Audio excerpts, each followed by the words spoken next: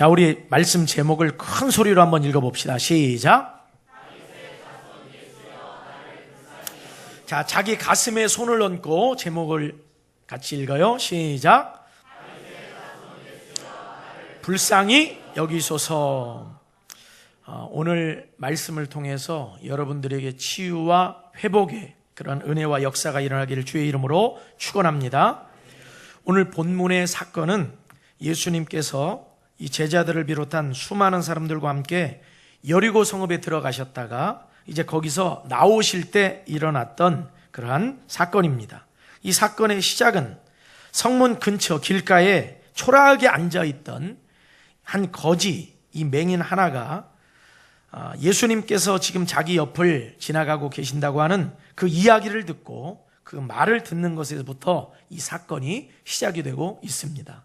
여러분, 오늘 이 본문의 이 사건을 통해서 주시는 이 메시지들, 이 교훈들을 여러분들 잘 받고 이 맹인 바디메오가 받았던 그 은혜가 우리 성도들 한 사람 한 사람에게도 차고 넘치기를 주의 이름으로 축원합니다. 오늘 4가지 말씀을 여러분들에게 드리도록 하겠습니다. 첫째로 같이 읽읍시다. 시작. 다시 한번 시작. 믿음은 뭐에서 시작돼요? 들음에서 시작됩니다. 자, 맹인 거지의 이름은 바디메오였습니다. 맹인에게 가장 예민한 감각기관은 어디일까요? 그것은 당연히 이 청각입니다. 이게 왜 그렇습니까? 그것은 보지 못하기 때문에 세상의 어떤 정보들을 이 귀를 통해서 듣게 되기 때문입니다. 따라서 듣는 것에 더 예민할 수밖에 없는 것이 맹인이죠. 바디메오도 마찬가지였어요. 길가에 앉아있다가 사람들이 지나갑니다. 어디서 무슨 소리가 들립니다.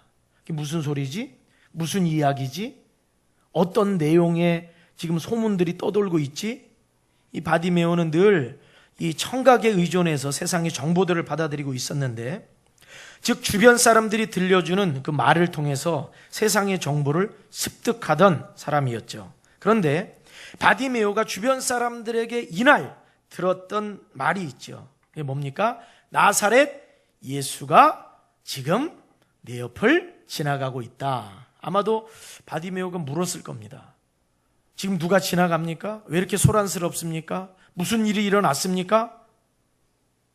그때 누군가가 이야기를 해죠. 나사렛 예수가 지금 지나간다. 예수 그리스도께서 지나가신다. 그런데 바디메오가 예수 그리스도에 관해서 처음으로 이때 예수님에 관해서 들었을까요? 아닐 것입니다. 이미 예수님이 여리고성에 들어와 계셨다는 이야기를 들었을 것이고, 또 다른 지역에서 다른 마을들에서 일어났던 예수님에 관련된 이야기를 들었을 것입니다. 어떤 걸 들었을까요? 나사렛 예수님, 즉 예수 그리스도가 어떤 분이신가에 대하여 들었을 것이고, 복음에 대하여 들었을 것이고, 또 예수 그리스도가 어떤 일을 행하셨나를 들었을 것입니다. 그러니까 이런 말씀을 들었겠죠. 예수님이 죽은 자를 살려내셨대. 예수님이 하나님 나라의 복음을 전하셨대. 예수님이 눈먼 자를 눈뜨게 하셨대. 예수님이 앉은뱅이를 일으키셨대. 예수님께서 병든 자들 그 어떤 사람들이 다 고쳐주셨대. 예수님께서 시리에 빠진 사람, 실패와 절망이 있는 사람들에게 소망을 주셨대. 하나님의 나라의 비전을 주셨대. 할렐루야. 이런 이야기들을 들었을 것입니다. 또한 예수 그리스도 그가 누구신가? 그분은 하나님의 아들이시래. 그분은 구원자시래. 그분은 길이요 진리요 생명이시래. 할렐루야. 이런 이야기들을 들었을 것입니다. 그러니까 바디메오가 예수님이 지나가실 때 처음에 몰랐어요. 이게 누가 지나가는데 이렇게 소란스러워? 나사렛 예수가 지나가신다. 나사렛 예수, 그래, 그분은 그리스도시고, 그분은 하나님의 아들이시고, 그분은 생명이시고, 그분은 치료자시고, 그분은 우리에게 소망을 주시는 분이시다. 이 얘기를 그는 들었었고, 예수님이 지나가실 때 예수님이 지나가신다 이 소리를 듣고 그는 그가 들었던 말들을 떠올렸을 겁니다. 여러분, 믿음은 들음에서 나옵니다. 들음에서 만들어집니다. 그렇기 때문에 우리가 이 세상을 살아갈 때 아무 소리나 듣고 아무 내용의 소리나 다 받아들이고 살면 안 됩니다. 어떤 내용의 소리를 받아들여야 되느냐? 복음을 받아들여야 돼요. 하나님의 축복의 말씀을 받아들여야 돼요. 소망의 말씀을 받아들여야 돼요. 성경이 말하고 있는 하나님의 말씀을 우리 가운데 받아들여야 합니다. 그렇게 할 때 우리가 들은 것들이 믿음의 내용이 되고 그것이 결국 우리의 믿음을 형성하게 되기 때문입니다. 아무 소리나 들으면 안 돼요. 복음을 들어야 돼요. 하나님 말씀을 들어야 돼요. 축복의 말씀을 들어야 돼요. 진리의 말씀을 들어야 돼요. 그 말씀이, 우리가 들었던 그 말씀이 뭘 형성해요? 우리의 믿음을 형성합니다. 예를 들어서 두려움을 주는 말을 반복해서 계속 들어보세요. 두려움을 주는 말. 그러면 나도 모르게 나의 마음 가운데 이 두려움이 내 인생을 지배하게 만들어 놓습니다. 그래서 왜 그러냐면 내 안에 믿음이 형성되는데 어떤 믿음이 형성되냐면 두려움이 나를 지배하는 믿음이 형성이 돼요. 두려움의 말을 자꾸만 들으면 옆에서 누군가가 자꾸 걱정하고 염려하는 말을 계속 옆에서 누가 해요. 그러면 계속 그 이야기를 들어보세요.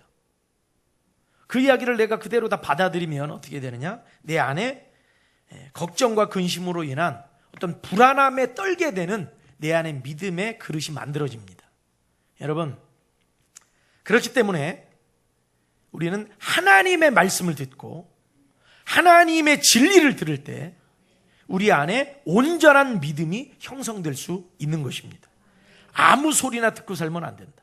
아무 말이나 받아들이면 안 된다. 그래서 이단 사상 있죠. 사이비. 이단 사상을 계속 이단이 어떤 게 이단인지 한번 들어봐야지 하고서 거기 뭐 이단 뭐 이런 데 가서 막 들어가서 배우는 사람도 있다고 그래요. 그런데 그런 데 가서 자꾸 그런 소리를 듣다 보면 영적으로 이 혼란이 일어납니다.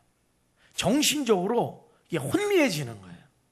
그러니까 아무 소리나 아무 말이나 여러분 들으면 안 된다는 걸 여러분들이 알고 꼭 교회에서 예배를 통해서 하나님의 말씀을 듣고 진리의 말씀을 들으시기를 주의 이름으로 축원합니다. 바로 들어야 돼요.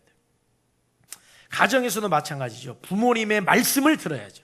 세상에 나가면 온갖 이상한 이야기들이 많이 떠돌고 있거든요. 그런 것들을 다 받아들이면 내 안에 잘못된 믿음이 형성이 되는 겁니다. 그렇기 때문에 우리는 참된 말을 들어야 되고 진리의 말씀을 들어야 되고 진리의 말씀이신 하나님의 말씀을 늘 듣기를 힘써야 하는 것입니다. 맹인 거지 바디메오가 들은 게 뭐예요? 예수 그리스도에 관한 것을 들었습니다. 예수 그리스도에 관한 그 내용들이 이 바디메오의 믿음을 형성했다는 사실입니다. 여러분, 하나님의 말씀을 귀담아 잘 들으시기를 주의 이름으로 축원합니다. 제가 아동부 칭찬을 많이 하는데 오늘도 보니까 참 우리 아동부 아이들 참 아주 대단해. 우리 뭐 한 1학년, 2학년 우리 꼬맹이들이 하나님 말씀을 얼마나 잘 암송을 하는지 몰라요. 그 노래로 이스라엘아 들으라 오직 우리는 저는 잘 못하겠는데 그러면서 이제 노래가 쭉 진행되더라고. 근데 거기에 이제 그 노래 곡조에 맞춰가지고 가사를 성경 말씀으로 우리가 믿는 하나님은 오직 유일한 여호와시니 딱 하면서 그걸 노래를 막 해요. 근데 얼마나 아주 그냥 초등학교 분명 1학년 우리 저기 아이들 루다가 1학년인가 루다 1학년이지. 얼마나 목소리가 큰지 몰라요. 딱 보니까 루다가 목소리가 확 크더라고. 얼마나 아이들이 하나님의 말씀으로 여러분 이렇게 하나님의 말씀을 주일마다 이렇게 듣는 것이 큰 축복입니다. 큰 축복이에요. 이 말씀을 자꾸 들을 적에 그 말씀이 내 안으로 들어와서 내 안에 믿음을 형성하는 거예요. 그러면 이 믿음이 형성이 되면은 그 아이는 어려서부터 믿음으로 살아가게 되는 거예요. 우리 어른들도 마찬가지입니다. 어른들도 마찬가지예요. 자꾸 주일 예배 빠지고 말씀도 안 듣고 세상적인 정보나 자꾸 습득하고 세상에 떠도는 소문 무슨 말도 안 되는 요즘은 거짓 뉴스들도 많이 있죠. 가짜 뉴스도. 그런 것들을 막 주워 담고 그런 걸로 살아가면은 다 각각 제멋대로 제 마음대로 살게 되고 영적으로 정신적으로 혼란스러운 인생을 살아가게 되는 겁니다. 살아가다 보면은 내가 인생을 왜 살고 있나 허무감이 밀려오고요. 내가 인생을 살아가면서 잘못된 길로 방향으로 나아가면서도 깨닫지 못하는 그러한 불행한 일이 다가오게 되는 것이죠. 여러분, 하나님의 말씀을 사모하고 말씀 듣기에 힘쓰시기를 주의 이름으로 축원합니다. 자, 우리 말씀 한 구절 볼까요? 로마서 10장 17절. 자, 읽읍시다. 시작.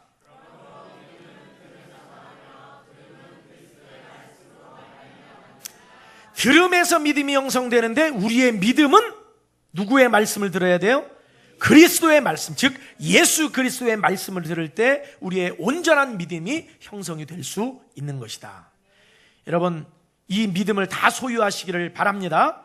두 번째로 같이 읽읍시다. 시작. 다시 한번 시작. 믿음을 선포하고 믿음을 고백하라.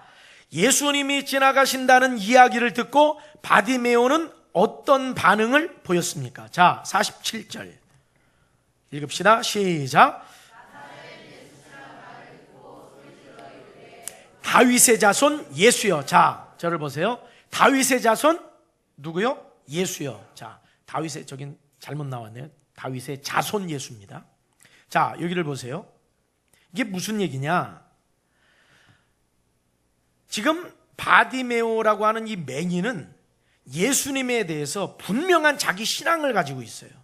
어떤 신앙 고백을 가지고 있느냐? 이분은 다윗의 자손이라는 말은 이게 무슨 의미냐면 이분은 선지자들의 예언대로 다윗의 자손으로 이 땅에 오신 메시아다라고 하는 의미가 그 안에 들어 있는 겁니다. 즉, 이 말은 무슨 말이냐면 예수님이 곧 다윗의 자손으로 오실 그 메시아이십니다. 이 고백인 거예요. 자기의 신앙인 거예요. 단순히 예수님하고 부르지 않았어요. 다윗의 자손이라고 불렀어요. 다윗의 자손. 이 말은 당신은 메시아이십니다. 당신은 구원자이십니다. 당신은 진리이십니다. 당신은 생명이십니다. 당신은 나를 건져주실 분이십니다. 이 고백인 거예요. 마태복음 16장에 보면 빌립보 가이사랴 지방에서 있었던 일을 소개하고 있죠. 그때 예수님께서 제자들에게 너희는 나를 누구라 하느냐라고 질문하셨어요. 그때 예수님의 질문에 베드로가 무엇이라고 대답했죠? 따라합시다. 주는 그리스도시요 살아계신 하나님의 아들이시니이다. 여러분들이 가지고 있는 그 믿음의 내용을 여러분 말하고 선포하고 고백하시기를 주의 이름으로 축원합니다. 맹인이 입 다물고 있을 수도 있었죠. 아, 예수님이 그냥 지나가시는구나, 그런가 보다. 아닙니다. 그런데 이 맹인은 고백했어요. 당신은 메시아십니다. 당신은 다윗의 자손입니다. 당신은 구원자십니다. 라고 고백을 한 겁니다. 여러분, 믿음으로 고백할 때 여러분 그 고백의 내용에 그 고백이 여러분들의 인생을 바꿉니다. 이 맹인이 예수 그리스도를 나의 그리스도로 고백할 때 이 맹인의 인생이 바뀌는 것입니다. 여러분, 이 맹인 바디메오와 같이 우리가 예수님을 다윗의 자손 예수여, 나의 구원자여, 나의 메시아여, 나의 주님이시여라고 고백할 수 있는 우리 성도들이 되시기를 주의 이름으로 축원합니다. 고백해야 돼요. 고백해야 돼요. 마음으로만 갖고 있지 말고 고백해야 돼요. 선포해야 돼요. 그렇게 할 때 하나님의 말씀이 능력의 말씀으로 나타나게 될 줄로 믿습니다. 자, 로마서 10장 9절 같이 읽습니다. 시작.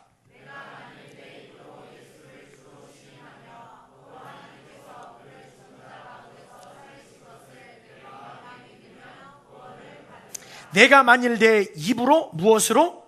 입으로 예수를 주로 뭐하며? 시인하며 이렇게 고백하라는 거거든요.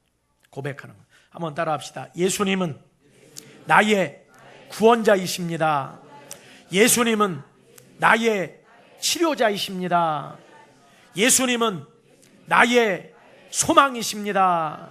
예수님은 나의 생명이십니다. 할렐루야. 이런 고백, 선포. 그러니까 평상시의 삶 속에서도 예수님은 나의 생명이십니다.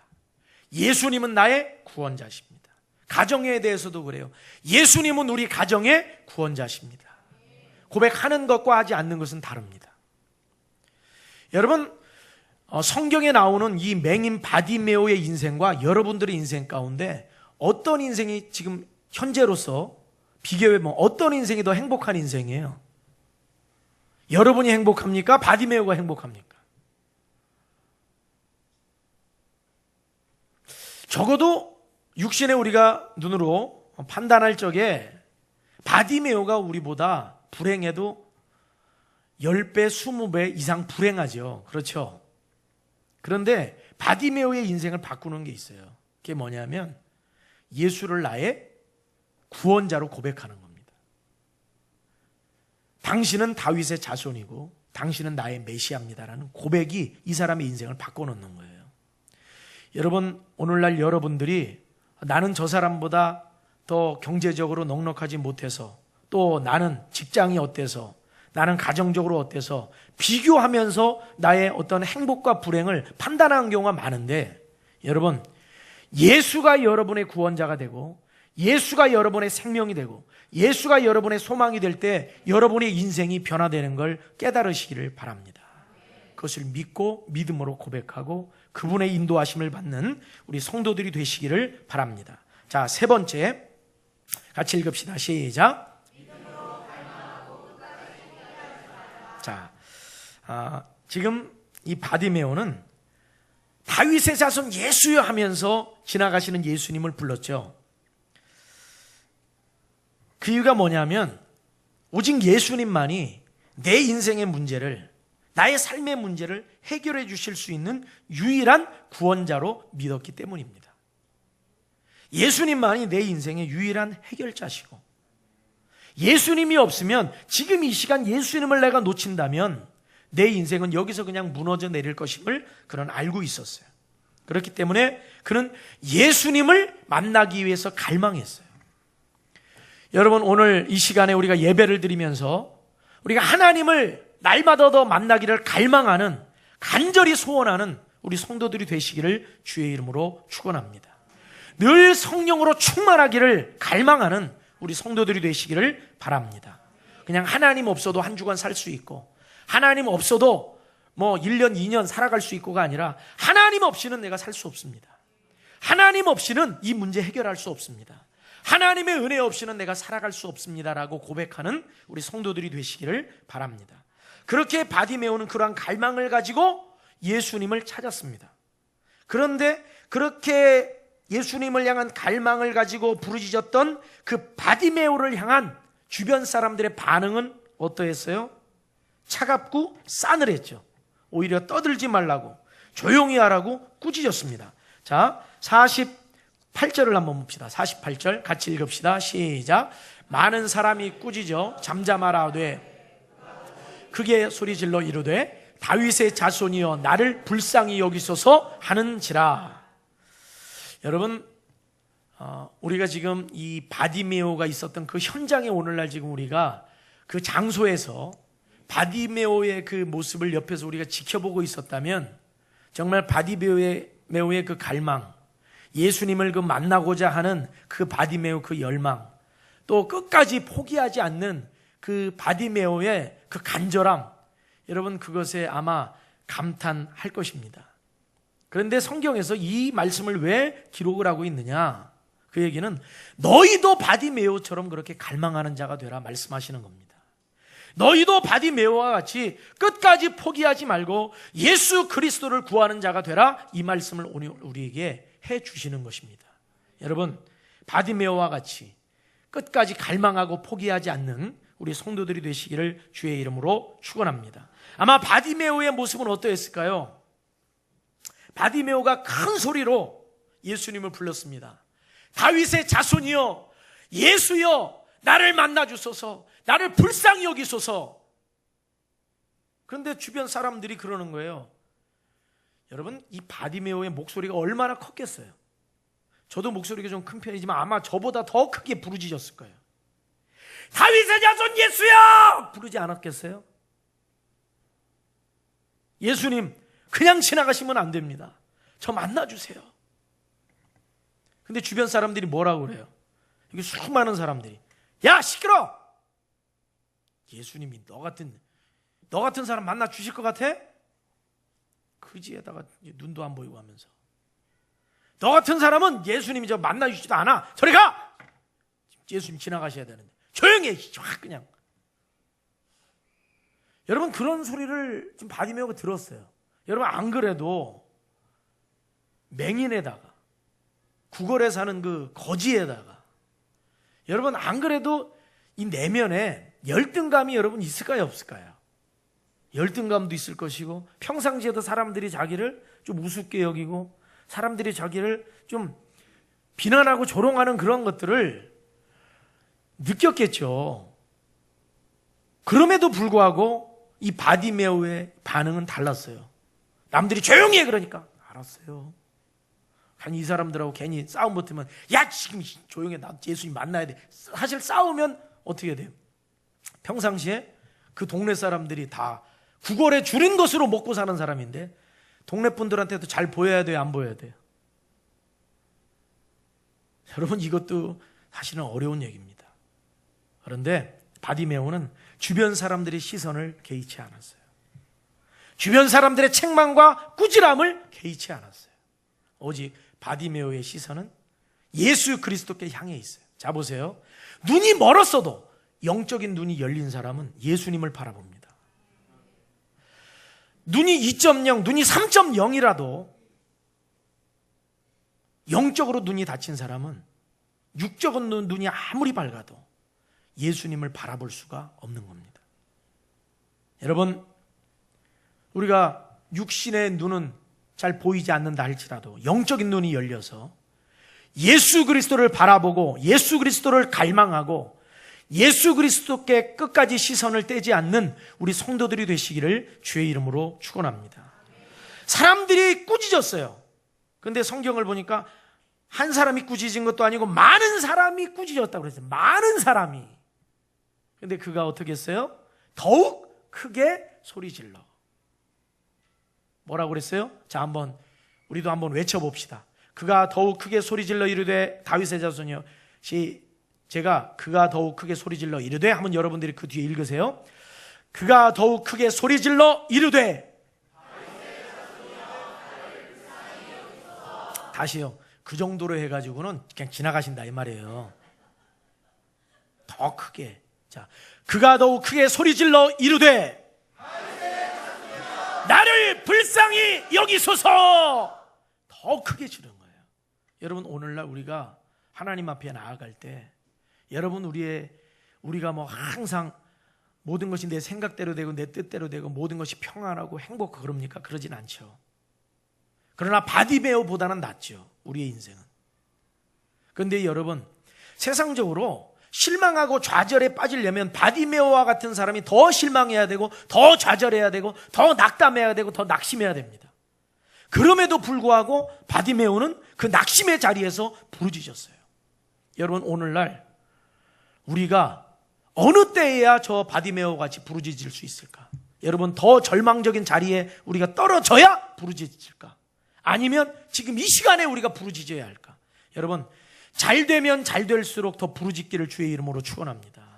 고난과 시련이 많아서 부르짖는 게 아니라 고난과 시련이 없을 때라도 하나님 앞에 부르짖고 간절함으로 나아가는 우리 성도들이 되기를 주의 이름으로 축원합니다. 자, 잠언 8장 17절 말씀 읽어봅시다. 시작. 나를 사랑하는 자들이 나의 사랑을 입으며 나를 간절히 찾는 자가 나를 만날 것이니라. 간절히 찾는 자를 만나주시고, 간절히 찾는 자 무슨 얘기예요? 포기하지 않고 주님을 바라보는 자에게 은혜를 베푸십니다. 시편 50편 15절 시작.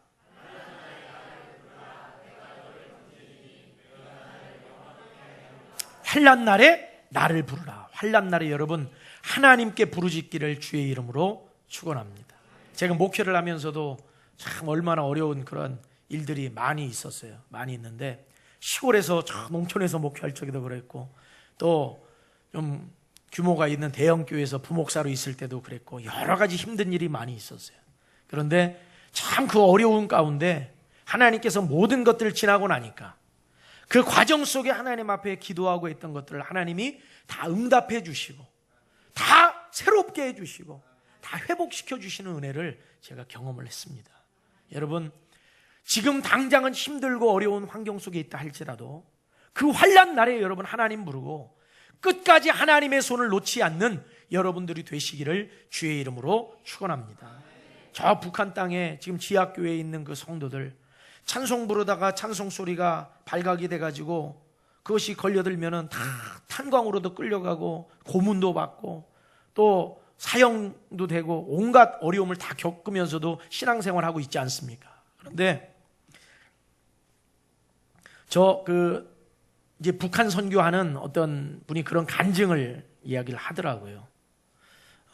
어떤 이야기를 하냐면은 진정으로 그 북한에 있는 그 분들 가운데 어떤 분들이 그런 말을 했대요. 자기한테 진짜 우리가 원하는 건 다른 게 아니다. 남한에 있는 성도들이 우리 북한에 있는 지하교회 그 성도들을 위해서 진짜 기도해 주기를 원한다. 이런 이야기를 했다고 그러더라고요. 그 선교사님이 그 이야기를 하는데 정말 그곳에서는 부르짖고 있어요. 부르짖고 있어요. 여러분, 오늘날 우리도 지금 얼마나 여러분 편한 세상입니까? 편한 세상이에요. 여기 지금 교회까지 오는데 다 승용차도 타고 오고 봉고차도 타고 오고 걸어와도 뭐 그렇게 어렵지 않게 산을 넘고 물 건너는 거 아니잖아요. 그리고 얼마나 여러분 이 자리도 과거에는 다 맨 바닥에 앉았죠. 과거에는 에어컨이 있습니까? 난방기가 아무것도 없죠. 그런데도 부르짖어 예배할 때가 있었는데 여러분, 오늘날 진정 우리가 하나님 앞에 갈망하면서 부르짖어 예배하는 그런 우리 가운데 열정이 있느냐, 이 회복이 일어나기를 주의 이름으로 축원합니다. 네 번째 마지막입니다. 읽읍시다. 시작. 바디메오가 그렇게 예수님을 찾았고 부르짖었죠. 그럴 때 예수님께서 머물러 서서 말씀하셨어요. 그를 부르라 말씀하셨어요. 그랬더니 이 맹인이 예수님께 이제 뛰어갑니다. 예수님 하면서 겉옷을 버리고 예수님께 나아갔어요. 그랬더니 예수님께서 말씀하시죠. 내게 무엇하여 주기를 원하느냐. 이때 이 바디메오 맹인이 예수님께 대답합니다. 따라합시다. 선생님이여, 보기를 원하나이다. 선생님, 눈뜨기를 원합니다. 눈뜨기를 원합니다. 제 인생의 문제를 우리 예수님께서 해결해 주시기를 원합니다. 그랬을 때 우리 예수님이 말씀하십니다. 가라, 내 믿음이 너를 구원하였느니라. 그때 눈이 떠집니다. 그리고 이 맹인 바디메오가 행한 일이 있어요. 그것은 뭐냐면 예수를 길에서 따르니라. 따라합시다. 예수를 길에서 따르니라. 자, 52절 같이 읽어봅시다. 시작. 예수께서 이르시되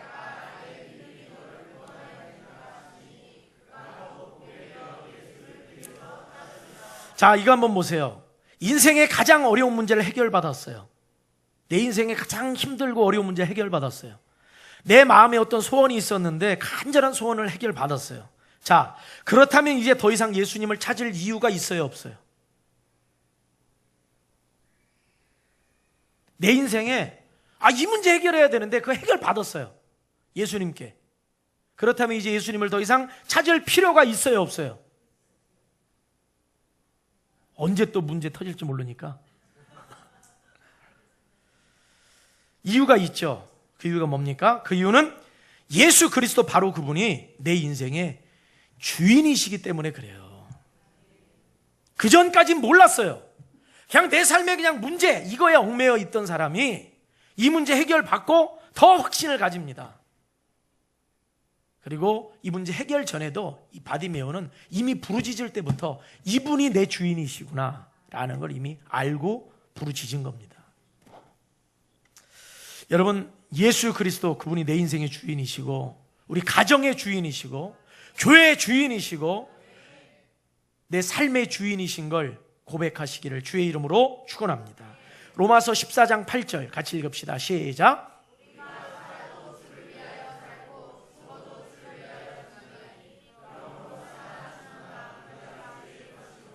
오늘 본문을 통해 가장 중요한 거 놓치지 말아야 됩니다. 그것은 인생의 목적이 인생에 닥친 어떤 어려운 문제를 해결하는 것 자체에 있는 건 아니라는 얘기입니다.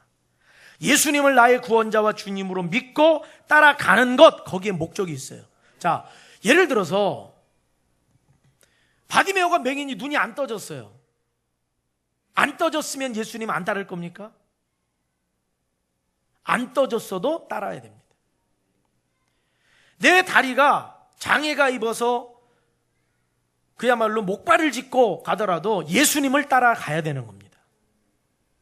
거기에 목적이 있어요. 세상 축복, 세상 만족, 응답에 목적이 있는 게 아니라는 겁니다. 그분을 따라가는 것에 목적이 있는 걸 믿으시길 바랍니다.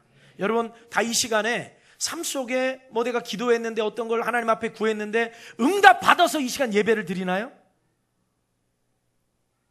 내 삶에 어떤 중요한 문제가 해결이 되었기 때문에 예배를 드리나요? 아닙니다. 예수 그리스도 그분이 우리의 주인이시기 때문에 예배를 드리는 거예요.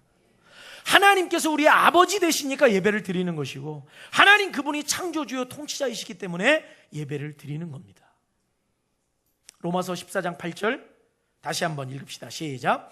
우리가 살아도 주를 위하여 살고 죽어도 주를 위하여 죽나니 그러므로 사나 죽으나 우리가 주의 것이로다. 말씀을 정리하겠습니다. 첫째로, 믿음은 들음에서 시작됩니다.